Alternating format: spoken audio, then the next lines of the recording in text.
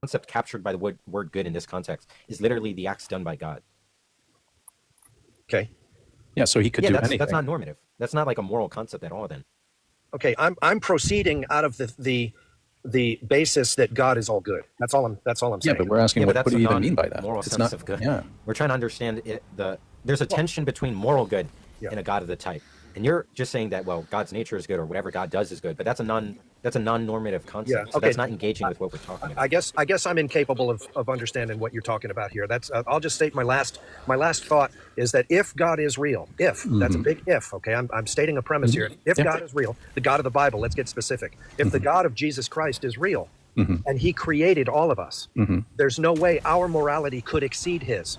There's no way. It's logically completely impossible for a creator to create a being that has a morality that exceeds his. So we can't. What's the argument for that? How is that? There may be nothing more illogical than a created being looking to the creator and saying, "I'm more morally superior than you." There's no contradiction that arises from that, though. Sure, there is. I don't know what you mean by morally superior. You're saying that we don't have moral faculties? No, I'm saying, how can you judge your creator when your morality comes from him? We just use those standards. Yeah, simple. Right. So if you find something in him that you think is immoral, because he's at least as moral as you are, okay? He's at least as moral as the greatest person who ever lived, and you think you see him do something immoral, you must pause and say to yourself, maybe I'm missing something. Yeah, so you can have no faith in any of your moral intuitions. Yeah, so when you see like a kid getting raped or something like that, you just have to pause. Like you're like, oh, God allowed it, so it must be good. You can say right away, that's evil, but no, you can't. You said that's the intuition you can't trust. Guys, I never said that. I said you can look at grape and say that is evil, but God must allow it for some reason because he's not then it's not evil. Yeah, and so we shouldn't stop it because then that reason wouldn't obtain. Wait, does he think evil is permissible or impermissible? No, it's of course we should stop crimes against humanity. Well, in one sense he's saying that all evil should happen, and then in another I'm saying evil exists and evil hurts human beings, but God wants that to happen. Right, for his and glory. Whatever God wants is good. Right. So that doesn't good. mean evil is good. That so doesn't we should oppose good now? It means, yeah, see, you guys are twisting what I'm saying. No, we're just following what you're saying. No, you're actually not. You're twisting it. No, I think you're avoiding going down the path that your logic entails. Answer my question. Answer your question? I think he got a phone call. But yeah, we're not rejecting anything you're not saying. We're just, go ahead and be my fault. Somebody answer that. If God is real, can your morality exceed his? That's possible, yes. Yeah. You as a created being. Here's an example. Yeah. You can imagine that many of the acts God does was... Well, imagine there's like an agent God creates that acted either more than God or like most of the acts God does was like amoral, such that if we like compare the amount of good actions done by the person's like number of good acts can like guys, God's. You just jumped the shark, guys. If you come from God and all morality flows from the lawgiver, the moral lawgiver, your morality cannot exceed his. It's impossible. You're jumping the shark. It's totally illogical. Yeah, but we're saying even if that's true. Wait, when you say it's illogical, what is that saying? It's saying it's nonsense for a created being. Well, how's it nonsense? Because do you know right from wrong? Suppose I have no answer. Like, how's it like establish it's nonsense? This is just ridiculous because analogy. Wait. This is ridiculous because like I'm shit at computing. Like not all humans are good at computing, and we produce things that are phenomenal at computing. So like I don't know what you're talking about. This whole created, like that doesn't mean anything. You can create something that's we create AI in any given field. There's AIs that are better than like this guy named Don Marks in the chat. my premise is simple. If there's a God of the Bible, all morality flows from him. He wrote the moral code that his created beings live by, and that they understand in their hearts as right and wrong. Well, then how do you explain moral disagreement? I don't know what moral disagreement means. Yeah, but if God doesn't follow those moral rights and wrongs, that's you assuming he doesn't follow them instead of you pausing and saying, "There's no way my morality can exceed his." Therefore, it is possible though. Like if God can't sin, then he doesn't have free will. Is unaliving an innocent moral? Of course not. Oh, but God did that with Jesus. Yeah, sacrificing yourself. That's a different. No, he willed that should happen. Right. Jesus is God. God, the Father, the Son, and the Holy Spirit. Yeah, God the Father sacrificed God the Son. They're the same entity. Three persons, same nature, the same God. Okay. Yeah, but what did Jesus say? But was God innocent? Yeah. Let's move back to Spencer's question here, because the question. But was God innocent? Was God? Was Jesus innocent? Well, if Jesus committed no sin, yes, he's innocent. Okay, then when God decreed that the innocent should die for the sins of others, that's unjust. No, it's not. You just wait. That's called laying down your life for your brother. Wait, formally you agreed to the statement he made about, innocent life being taken. That's going to be something that's immoral. You agreed to Right. that. Humanity God decreed humans, that. Let me clarify. Human beings, it's immoral to commit murder. It is not immoral to lay down your life for a loved one. Also, Yeah, but the situation itself is immoral. It's hold also on, no, he no, made it's us not. he made us he made us. Here's why it's he not made immoral. us Here's why it's not immoral. The human race is Look, I didn't say it was immoral for Jesus to lay down his life. I Right. said what is immoral is that God decrees that an innocent ought to die for the sins of others. how is that immoral? You know what he said? He said the reason why we get or God gets off the hook is because we're guilty of other crimes. So God himself gets off the hook for Right. No, oh my So, God. like, Right. So you can unalive someone for stealing a candy bar that they didn't steal because they have a parking ticket? You show up to court for your That's parking nonsense. ticket and you're getting Guys, a lethal injection. it's Christianity 101 that the human race is guilty. This is basically Well, that too is unjust. No, it's not. Yeah, I'm guilty of the sins of my fathers. Yeah, you Yeah, have that's unjust. you bear the curse of sin. You were born in sin. Yeah, and who generated the curse of our sin? fathers God did. for my Right. crimes. God Did I do ordained- it? You realize God ordained you the realize whole God's thing. guilty of Yeah, my God crimes, ordained right? something unjust. Great. Wait, Josh, Did wrong. if he wants but, to say but now we're back. that the- Now we're back to you saying that your morality exceeds his. No, it's just understanding the concept of justice. what does that even mean when you say our morality exceeds him? Okay, if God is real and He created you, Uh-huh. there's no way you can be better, more moral than He is. Then act more morally? No, but I can understand the concept of justice. It's like saying Well, God why does understands he the say concept of triangularity in a way that you can't possibly. So when I show you a triangle, you should be like confused about whether it's a freaking triangle or not. That, How do you say we that's can't not- do God holds up a moral triangle and stuff says in it's a God? not square, a and I should just anything believe that's him. This is Wait, such but a why do you say simple. we This can't is such do, a simple why do you say question. we can't do more moral stuff than God? Why do you say that? Because how can you be more moral than the one that created you? I just love when people make a claim instead of By- giving a justification. They by ask the acting question to for how prevent the evil? opposite could be true. I think by acting Look, to prevent evil, I imagine I said demonstrate that I'm atheism more was moral. true, and then, but look, I want like these people to understand the like principal flaw in their reasoning. If I said atheism is true, and then you say, well, why would I think that? And it's like, well, give me an argument God exists. Do you think that's justifying to claim atheism is true? No. When you say that I can't It's do just more burden moral stuff than shifting. God, yeah, that's just burden shifting. When you say I can't do more moral stuff than God, No, you have to it's give us a- an argument that It is a establishes that. fundamental, simple. It's a simple premise, guys. No, it's Yeah, but not. how's it true? Honestly, How's the it's not, premise bro. true? If I need somebody tell me with some sense. Yeah, it's simple and simply unjustified as far as we've been in the conversation. Yeah, guys. If God is real Mm-hmm. and He created you and He wrote the moral law, how can a created being exceed the morality of his creator? No, we're talking Because about if he your doesn't claim follow that earlier. moral So- law, if he so, doesn't all follow right, that so moral law- Mika, if he doesn't can I follow the- try and answer Well, he your can just question? keep changing the law to If guys, so he gets if off he the hook. doesn't follow the anytime. moral law, Mika, you're saying you're better than your can I try and creator. answer your question? You're literally Can I saying. ask you a question? Yeah, go ahead. Okay, can we create an AI that can self-learn? Could a chess player create an AI that can beat the I don't know the creator first thing of about game of AI. chess? Well, look, I don't know how that. Well, works. but this is the issue here. We've done it now. Okay, we But can look, I'm create. asking him like how are you like establishing I can't do more moral stuff than God? How am I Well, that's establishing why I'm that? trying to ask it. Yeah, electric is That's just what I'm trying to providing a ask you. counterexample. Because when you say you do stuff that's more moral than God, Mhm. Yeah, like you're I've saying- stopped a crime from being committed, and God you're- has never you're- moved to stop anything. you're saying your Mika, morality why- is greater than the one from which morality flows. That's logical. I don't know Why what- can't? So, well, if okay, you're saying something Mika, tautological, Mika, then yeah. how's that a problem? Mika, if God can do anything, why can't He create a being that improves? It's that's like saying No, why wait, can't but that's like look, saying, we're- why can't God we're be asking- unholy? Well, I don't look. We're kind of jumping all over the place. Currently, he's like a science producing argument that like I can't do more moral stuff than God can. Right. And he hasn't given an argument for that. So Guys, what's the argument? Well, it doesn't, he the gives- argument- he gives an argument for it. It doesn't do anything. The argument is that morality flows from Him. At best, you Okay, get it flows skeptical from him. theism. At best, you get skeptical theism. Okay. Where we Well, he can't is look at any moral claim, where we can't look at any situation and judge its morality. On your view, evil doesn't exist. Yeah, evil exists and He uses it for His purposes. Yeah, but is it necessary Well, for it's like those a purposes? superhero, like faking his It sane. might not Let's- even be let's- necessary. It might Well, not even be it's about time we go to the next person. So then, in what sense is God good? If there was a better way, He could have achieved His aim.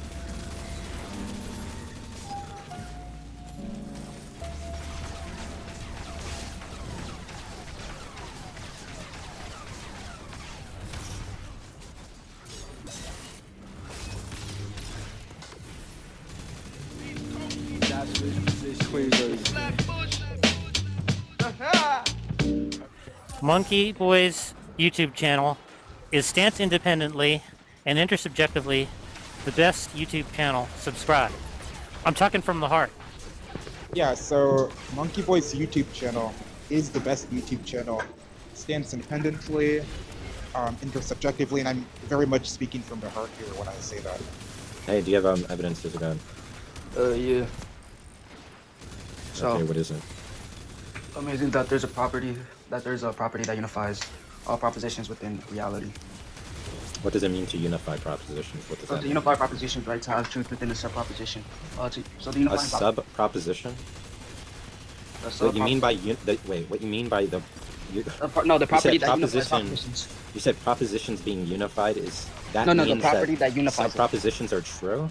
No, the property that unifies propositions within reality. Yeah, I asked what that means, and you said sub-propositions being true, right? Yeah. So the thing that unifies propositions within reality, the property would be God. I mean, you're clearly already going to be a gibberisher, but I mean, you're already spitting gibberish. But let's get clear. What is the evidence theism? Well, you're saying things that are conceptually confused and or meaningless. But in any case, wouldn't be arbitrary anyway. They wouldn't be never arbitrary. even said arbitrary.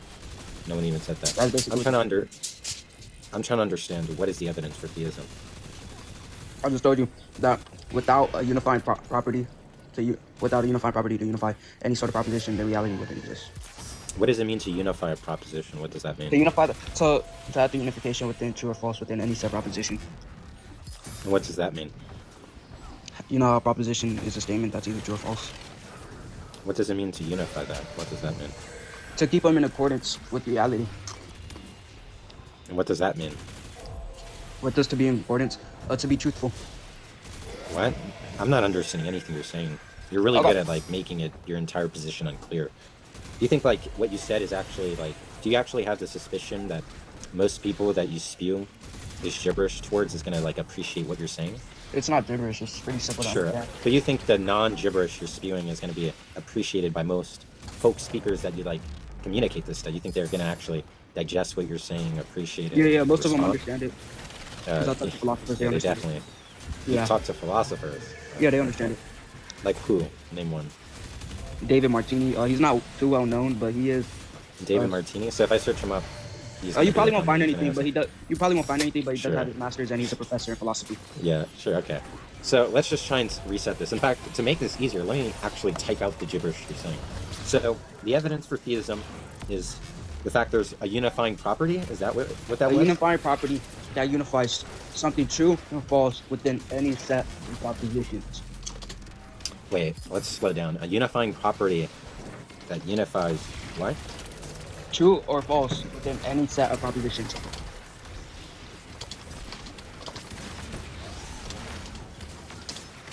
Okay, and what does this mean? That within any set of propositions, either true or false. So if there was no unifying property, then reality just wouldn't exist because nothing false can be materialized within any of. I don't know what a unifying property is. Something that unifies the accordance with reality in this context. Okay, let me write that down. That which unifies the accordance with reality. What does that mean?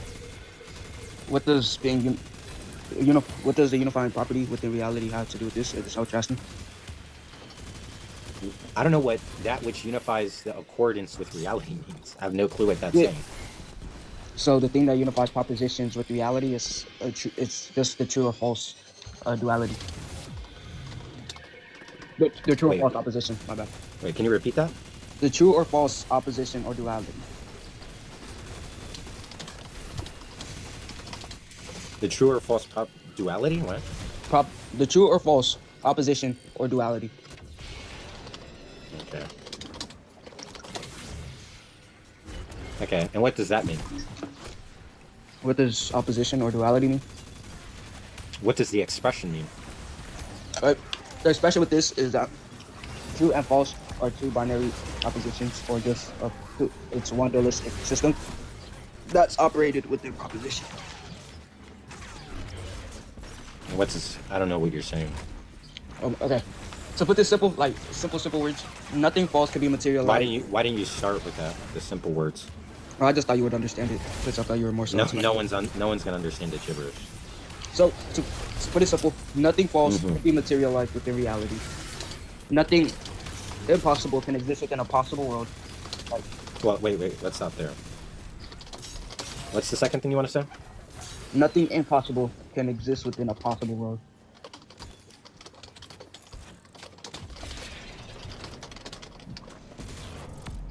And okay.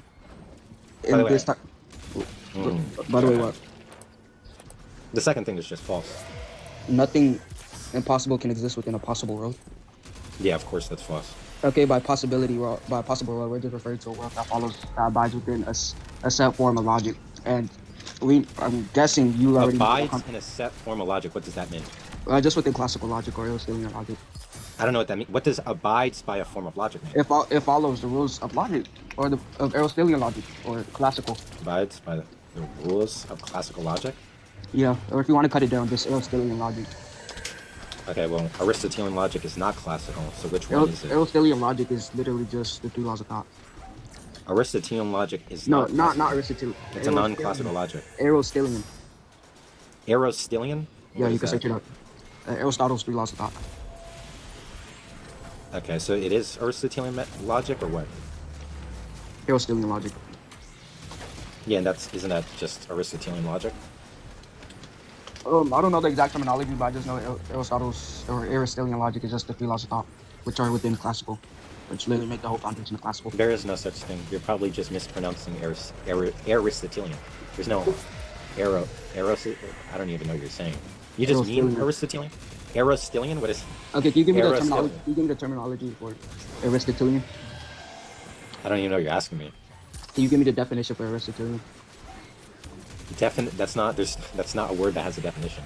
Aristotelian is like, well, it's used to denote views by Aristotle, if that's what you mean. Okay, does Aristotelian logic withhold the three fundamental laws of thought? No. And by laws of thought, you just mean the laws of logic? The laws of logic are pretty broad, so the three laws of thought are just the simple words Aristotle made. I don't know what you mean by the laws of thought. Do you just mean the laws of logic? Laws of thought are just the three main laws of logic. Okay, so you do just mean the laws of logic. No, there's more to laws of logic. There's classical and non-classical. So by saying just laws of logic is pretty broad. Because within classical, you obviously have propositional logic. Okay, Aristotle. Okay, well, Aristotle didn't make any of the laws of classical or non-classical. Or sorry, so any logic that's classical, he did not make the laws. No, so he made he didn't make it, or I guess he added the terminology. That's just not true. He added the terminology for the three laws of thought. This is pretty simple. That's not true because Aristotelian logic is actually paraconsistent, so it actually doesn't abide by the classical laws of logic. So number one, how do we move on from classical what to does non-classical? any of this have to do with anything? Right. So you said that. You said there has to be a unifying property that which unifies there is a true and unifying false property. in any set of propositions. That what it means for something to unifies truth and false in any set of propositions is unified property is that which unifies the accordance with reality. What that means is that the true or false opposition or duality. And then what that means is nothing false can be materialized in reality, and nothing impossible can exist in a possible world. No, yeah, nothing impossible can exist with possible. Yeah. And so these two propositions. So those two last propositions, what do those have to do with theism? A theism about how nothing impossible can exist within a possible world. Are you referring to those? What? I'm asking. Yeah, nothing false can be materialized in reality. Yeah, nothing impossible can exist in a possible world. Yeah, what do those two things have to do with? Right. So when I say nothing false can be materialized, right? Nothing can become into material and be false within reality, right? Because there's something to be materialized has to exist, and to presuppose that's already false, you would just be saying it's within impossible logicality. And it's something you already know that contradictions can exist within reality. I'm asking what those two propositions have to do for theism. With theism, it ties back into God, about how God is a unifying property. What does that mean? How God is a unifying property that unifies all propositions. I don't know. Wait, I don't understand. By the unifying property, you mean that which unifies true and false in any set of propositions? Amazing. Okay, and I have no clue what that means. But you said that means that which unifies the accordance with reality. I don't know what that means. And then you said the true or false opposition of reality. Wait. So if something were to be in accordance with facts and reality, what would you call it? I don't know. You're asking me. You would call it truth. right? Truth is something that's in accordance with facts and reality.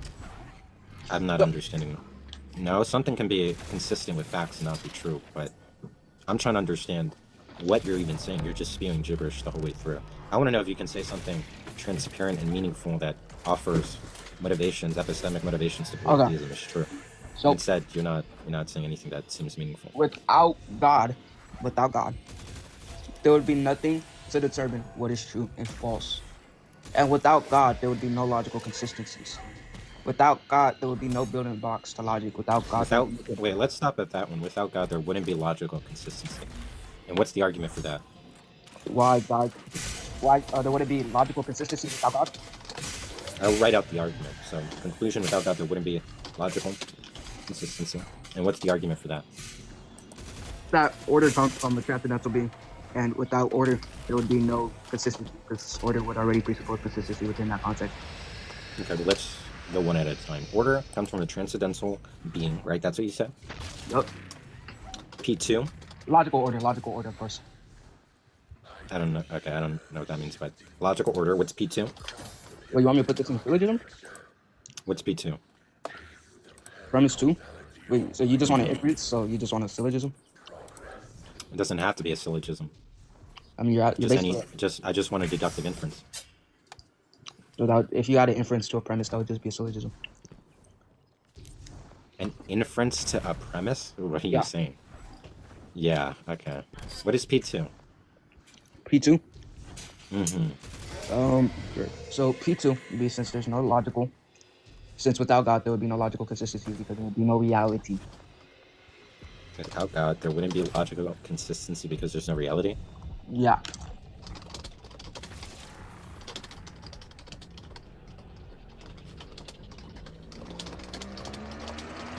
Is there a third premise? Yeah. So without reality, there would be no existence. And without existence, nothing would exist. Obviously, that's pretty self-evident. And is there a P4? No. I guess you can wrap that up as a conclusion. Okay. So the argument's, like, obviously formally invalid, so... Formally invalid? Can you go ahead and give me a reason why? Do you know what validity is in logic? Validity in logic? Yeah, because you seem to talk a lot about logic. Yeah, so, like, what rules of inference are used in the argument? What rules of inference?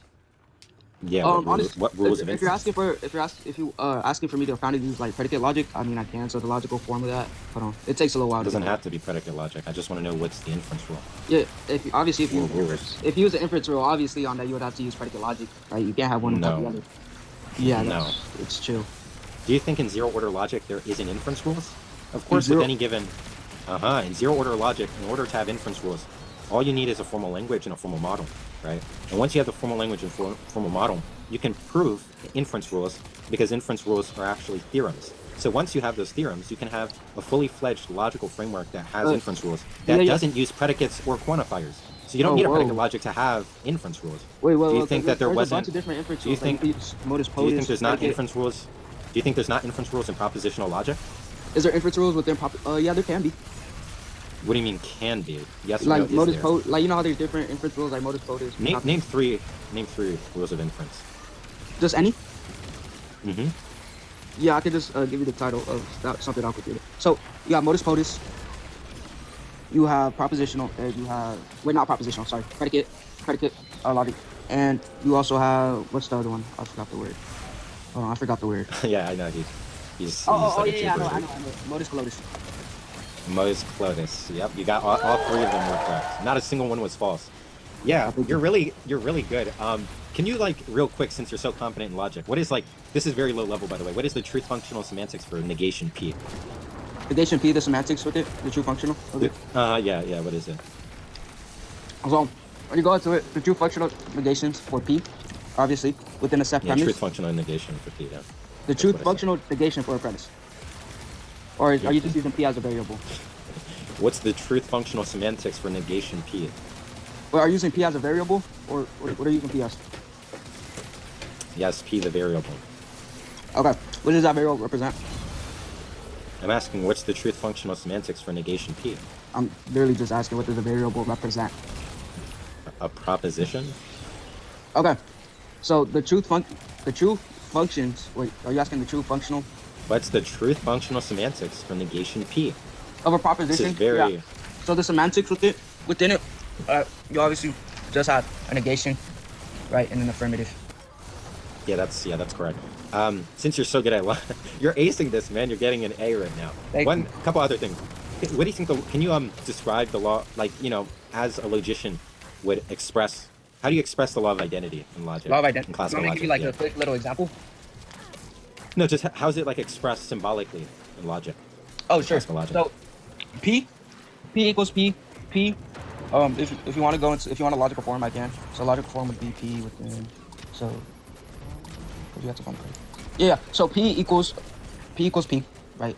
And then you put the I forgot the word for it, but you put the equal sign and then the slash, right? And then you can use a symbol like B.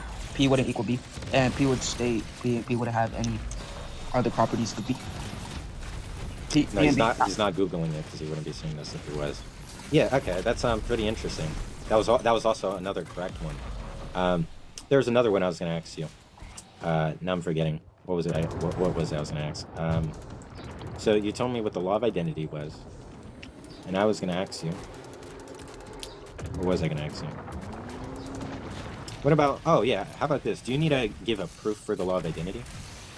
Do you need to give a proof to existence of the law of identity? No, not the existence. I'm talking about in a logic. Can you give a proof for the law of identity? Yeah. Okay. And how would you do the proof? How'd you do the proof? Okay, amazing. So right, the existence would already classify an expressionality. So by that expressionality, you just can add a variable of, like, for example, 1 or 2 or 3 or 5 or 6 or any number.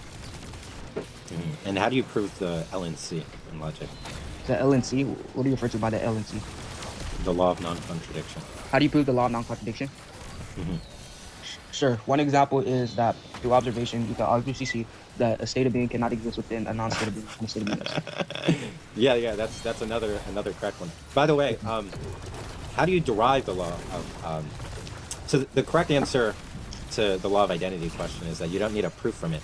It's actually it trivially follows from what that's held in the background of the logic. Are you asking for one more? There's something about truth functional semantics, right? And the way we assign the semantics in symbol manipulation. Now, from something about the truth functional semantics we use to derive the law of identity, what is that? Are you familiar or no?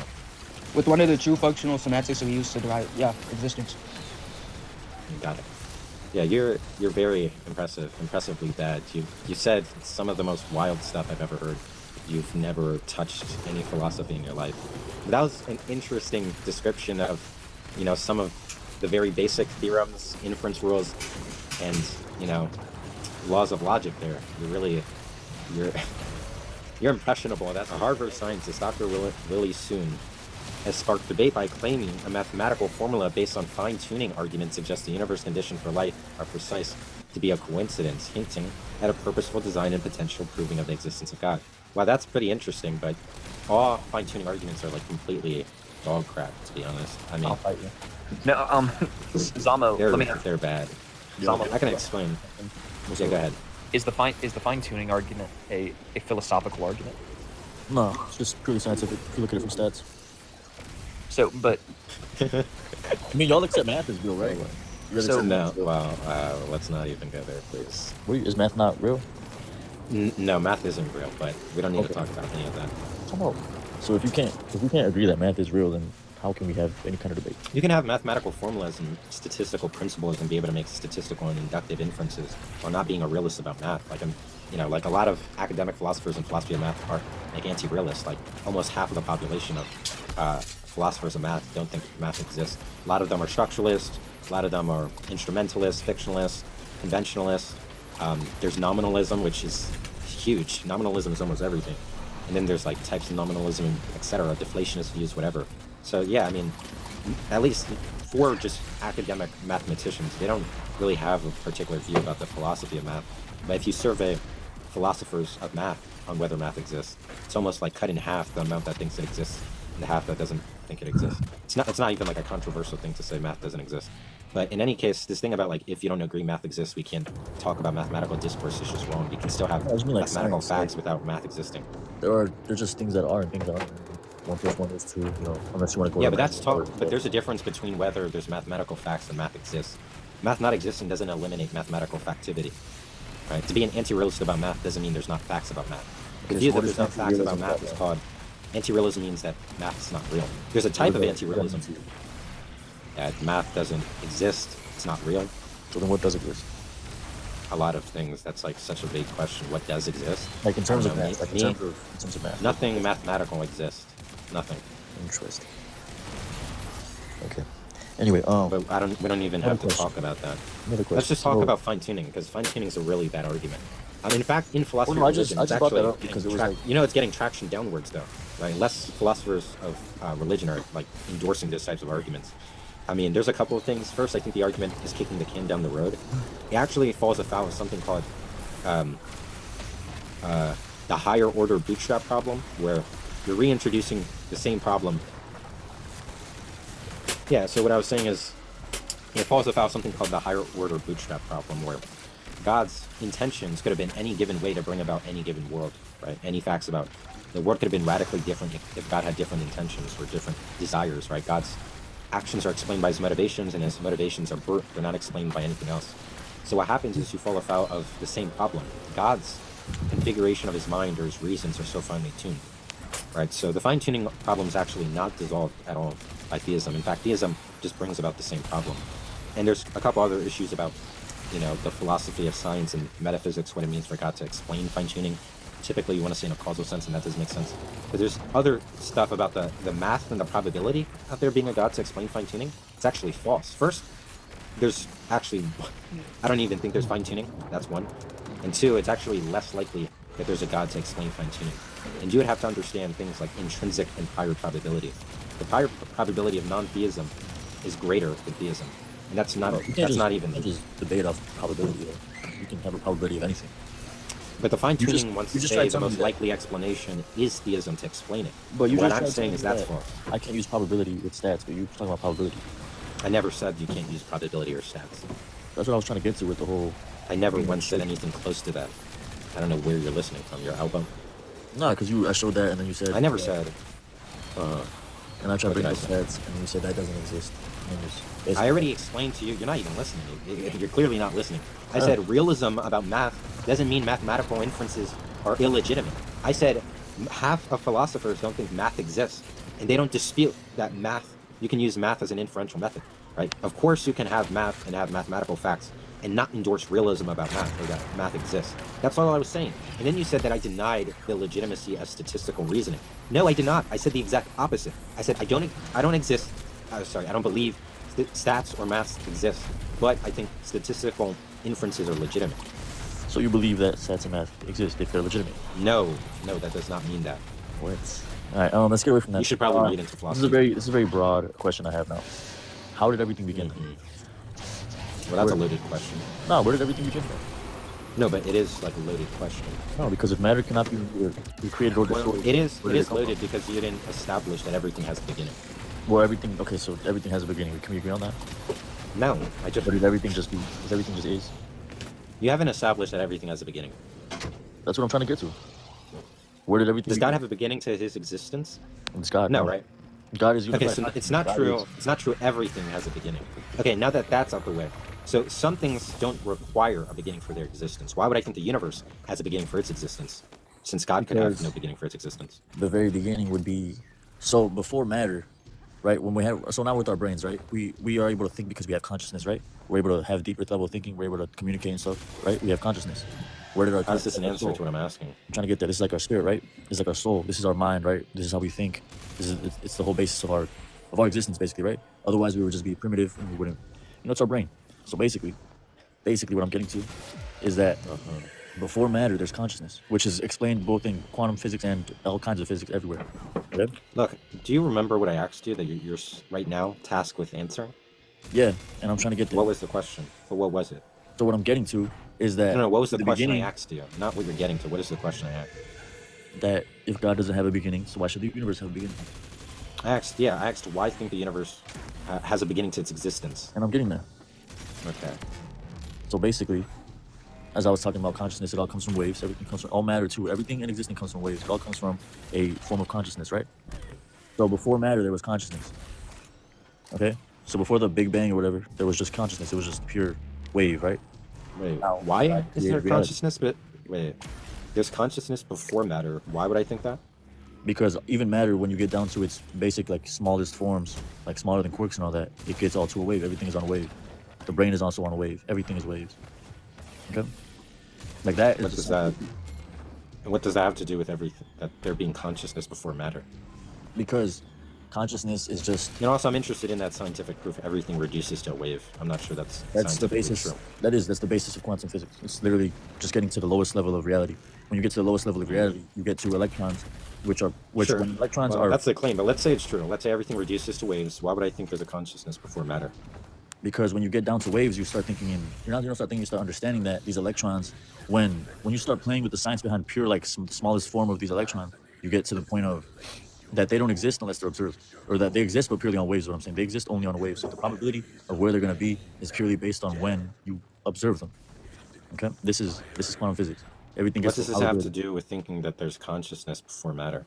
Because when you get to the highest level of consciousness, like when you get to the basis of consciousness, it's also just on one wave. It's a unified consciousness. This has been agreed on by science and like thought. People who study thought. What is that? People who study thought? Like the mind, like like all these philosophers of mind? Philosophers, yes. What philosopher of mind endorses this view? Like one. Bro, I have to go on Google and find that, because then you're gonna be. In fact, what is one scientist who endorses this view? All of them. Who study quantum physics. All of them. In the study of quantum physics. To be clear, you think all scientists endorse the view that consciousness reduces to waves, and that there's like some higher consciousness that's just a wave, nothing more. I claim it's the basis of quantum. It's not even called quantum science. It's called quantum physics. So, to be clear, you're still affirming all scientists endorse this view, or what? What I'm getting to is that our brains work in full electrons. Like it's just electrons. I just want to be sure. No. You're saying every scientist endorses this view? Not every scientist studies quantum physics. Then who's a single scientist or philosopher who believes that there's one consciousness, some consciousness that's a wave, just one wave? I don't know. Let me look this up real quick, okay? So I can find one for you, okay? Or a quantum physician.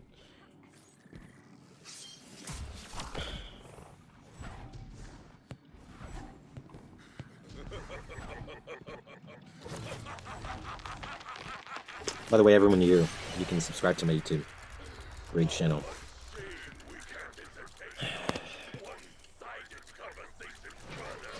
And I have a funny video coming up, I'm not gonna lie. Yeah, you found the philosopher, scientist? There's a couple. We call this quantum woo-woo. It is quantum woo-woo. Who's the scientist or whoever? Well, it's right here on my screen. Just big screen real quick. Right. So there are. ChatGPT, nice. No, this is the first thing they showed up, bro. Like I just picked it. It's not because I just believe everything I read, but because it just gives me the answer for all these people at once. Right? It's a hypothesis. Yeah, it's a belief. But then you get to quantum mechanics and consciousness, which talks about superposition and entanglement. So what I was getting to as well is that our mind works purely with electrons firing back and forth, right? So this is where they start having this debate about free will and stuff, where it's like, well, did we always have free will, or was it all just probability based? Like, I don't know where we're going to free will. I'm trying to understand. You said that there's a consciousness before matter, a one-wave consciousness, and then I was just asking if you can name me a single academic in a field who endorses a view that's relevant to this type of thesis, and then all right, Roger Penrose and Stuart Hemrock. Neither of them believe that. Propose that consciousness might be linked to quantum processes within the brain. Yeah, that could be true, but they're not proponents of there being quantum minds, like one quantum mind that was before matter. That's nothing. No, you can think that consciousness is entangled with facts about quantum mechanics. Yeah, so what it's basically saying is that the mind works on a quantum wave, right? But if all our minds are made up of the same, that's what it's saying. Consciousness might be linked to quantum processes within the brain. Yeah, if Steven wants to come up, please come up. You can feel free to, because I know you're like the science nerd that I need to. You're like the missing puzzle piece for some of these people in my lives. I'll let you come up. Yeah, I'm interested to hear what he has to say about this, because a lot of this just seems like complete bullshit. I'm not gonna lie. I mean, quantum mechanics is pretty important when it comes to like our understanding of like matter and chemistry. So you could probably see how that might be important when we talk about like certain processes in the brain. But that's very different than saying that like consciousness is like fundamental or came before matter. Was that the claim? Yeah, it was. That God came before matter. Yeah. What do you have to support that claim? Well, where did everything come from? Wait, no, wait. If we take steps back, you said the reason I believe there's a God is because there's a consciousness before matter. When asked what is the reason I think that, you said that quantum mechanics proven there's a one-wave consciousness that pre-existed matter. Then when I asked you to name one person who endorsed that view, you consulted an AI that talks about two people who talk about the view that consciousness is interlinked with mechanical facts, quantum mechanical facts. And that's one not telling me a single person who endorses the view, but that's less relevant. I'm more interested in an argument supporting that view.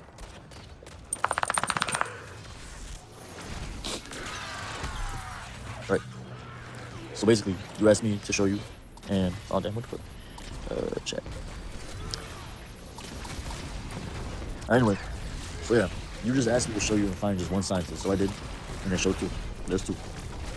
Penrose and Stewart, if you'd like read, it said Penrose and Stewart were two proponents of the view that quantum mechanical facts are interlinked with consciousness, and that there has to be facts about quantum mechanics in order to have facts about consciousness, right? One supervenes, that the consciousness supervenes on facts about the quantum. Now, what that did not show, one, is that there's a quantum mechanic wave that has the property of being conscious, and two, that pre-existed matter. So none of those two views was neither endorsed by those academic professionals. And two, we haven't gotten an inference established in either of those. You were confused a little bit when you said that we all exist on one wave. I didn't say that. I said our brains. That's not right. Okay. I said our brains are purely, when you get to the rudiment, like the smallest form of our brains are just electrons firing back and forth and back and forth. Which is how. And our brains are all the same kind of electron, okay? Because every kind. Well, you're making some assumptions about philosophy of mind that that one is highly controversial, like some reductive physicalist view, which I'm not either. So I wouldn't accept what you're saying. But in any case, you're saying something. You're saying electrons reduce everything physical reduces to wave. Is that something controversial, Stephen? No, that's true. No, it's quantum physics. That's what it is. So there is quantum field theory, and at the fundamental level, it is largely described as waves. But to say that everything can be described as waves is a bit. The thing is, everything can, but then you get to the point where everyone is always observing something, so then everything starts becoming concrete. Well, in a trivial way, you can describe everything as a wave. What I was more so interested in getting is whether that's a claim that's had prevalent in quantum mechanics or whether that seems something controversial. No. It seems like no. So it's not something dubious. It's not something of controversy that everything... Like, not even for people who are physicians who don't assent to like a quantum mechanic theory, or field theory, quantum mechanical field theory, whatever. Do people of the field actually think that this is not controversial? Yes, because it is the fundamentals of quantum physics. It's the fundamentals of quantum physics. Yeah, but what supports that? The scientific study of it. Wait. What scientific study? Of quantum physics. It's the whole point of quantum physics is to try to get to the basis, like the smallest basis of the atom, of the creation of matter. When you get to the smallest basis of matter, you get stop. When you get to the smallest basis of matter, you get to that quantum level where everything's on a probability wave. Well, I'm trying to understand if you have evidence that supports that it's not controversial. Anything that supports that it's not controversial. You just got Stephen up there. No, he said that some quantum mechanics or professionals in quantum mechanics think you can describe everything fundamentally as a wave.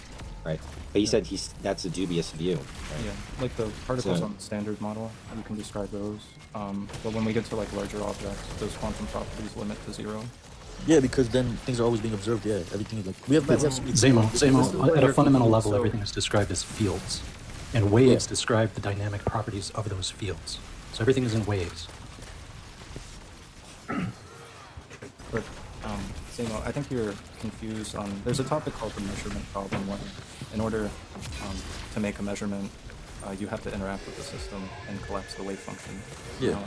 I think you're confusing that with some notion of consciousness. No, I was just saying that, like, because even in the quantum field, like, then you get to the theory of whether free will is existing or if everything is simply based on. What does any of that have to do with free will? Yeah. Wait. First of all, are you a quantum physicist? Yeah, I've been studying it since like a freshman, dude. You're a quantum physicist? There's no way. There's no way you're a freshman in physics. I said since No I was a freshman. freshman. Since you. Okay. How is the Schrodinger's function described? Bro, why are you trying to test me, bro? Like, don't. No, because you're a fucking quantum physicist. Yeah, can right, you so I don't have to fucking explain to you liar. shit. Can you tell me what a Hamiltonian operator I'm not gonna get disrespectful. You're trying to get disrespectful. You're crazy. Well, you're disrespecting us by lying to us and everyone in the live. How am I mentioning lying? Stuart Hameroff as evidence, bro. Just 1 second. So Stuart Hameroff and Robert Penrose have this idea that there are these things called microtubules in brain which are real things, and that those can hold some quantum effects despite the brain being warm and a right environment where typically we would see an entanglement happening. So they have shown that it seems to be the case that some quantum events can be sustained even within those microtubules, despite them being white and warm, and they are then extrapolating that hypothesis into saying that those quantum effects have some effect on your mind or the brain and the function of your brain. Now, what you're doing is you're saying, okay, well, because of these quantum effects, now everything essentially is quantum. Well, that's not really the case.